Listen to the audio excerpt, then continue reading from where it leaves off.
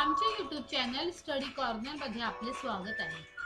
इयत्ता 6वी विषय मराठी पाठ भांडण चवींचे प्रस्तुत करता खान फरजाना माजिदुल्ला, शिक्षिका स्टेशन चेंबूर मनपा उर्दू शाळा.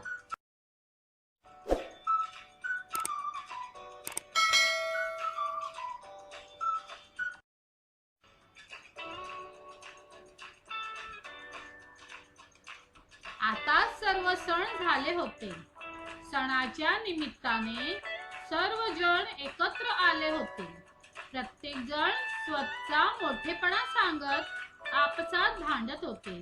गोड चव अर्थात साखर म्हणाली, आम्हाला किती तो मान, सर्वात पुढे मीच महान, प्रत्येक ठिकाणी माझाच उपयोग.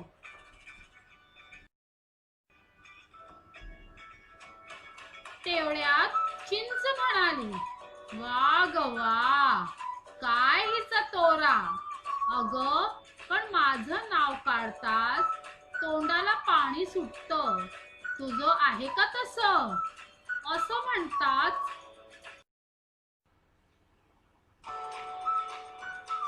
मिरची नाचत पुढे आली आणि म्हणाली, अगं ए वाकडी तिकडी, बस ना आता खाली. इथं साखरेचं आणि चिंचेचं चाललंय काय? मी काय शोभेला आले का इथे? प्रत्येक घरात मिरवते मी.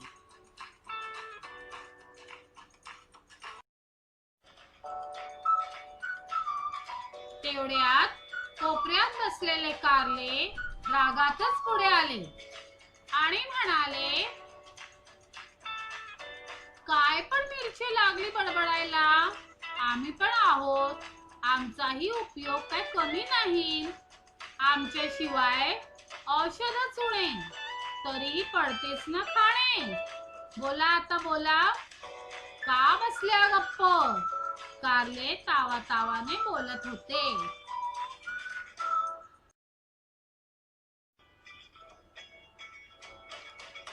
मिठाला काही राहावले नाही.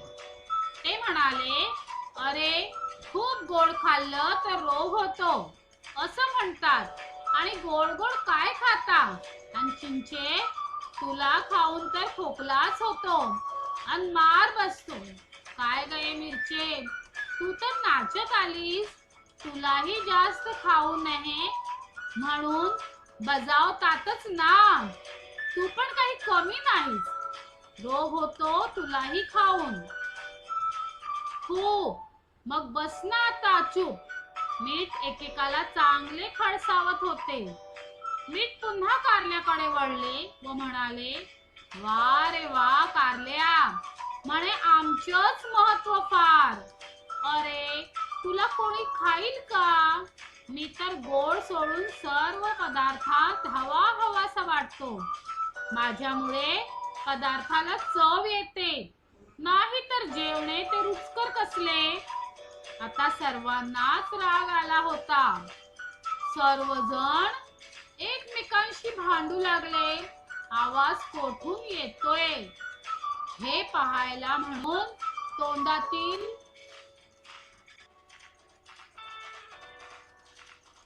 जी ताई बडबडत येत होत्या, सगळे तिच्याकडे पाहू लागले.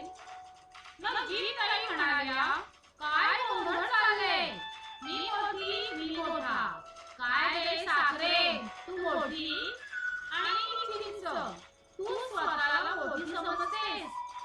आणि मिरचीताई, कारलेराव, नीलबाबा, बोला आता. सगळे पानाखाली घालून गप्प बसले. मग जी ताई म्हणाल्या, अरे, तुम्ही तुमचंच पाहिलं, पण मला विसरले कसे? आणि मीच नसेन तर कुठली गोड, कुठली आंबट, तिखट, कडू आणि खारट. बोला बोला, मगाशी कसे भांडत होतात? नाही तर मी असंच करते, निघून जाते कायमची.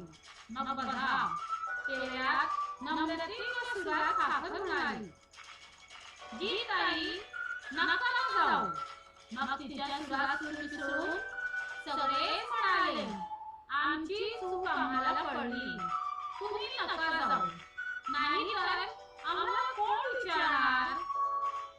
शांततेत गीताई म्हणाल्या, अरे इथं कोण लहान नाही मोठा नाही, जो तो आपल्या कामाने मोठा होतो.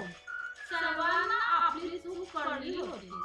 सर्वजण मिळून गीताईला म्हणाले, हो हो, आता आम्ही असे कधीच भांडणार नाही, सारे मिळून एक राहू.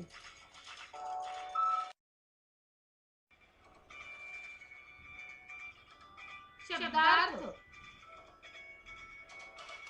तोरा दिमाग, एक डौल.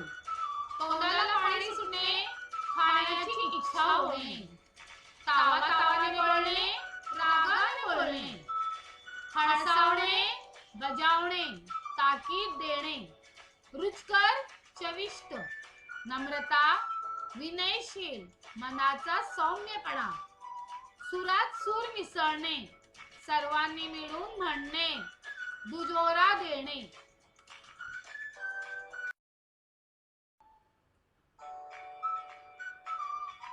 धन्यवाद.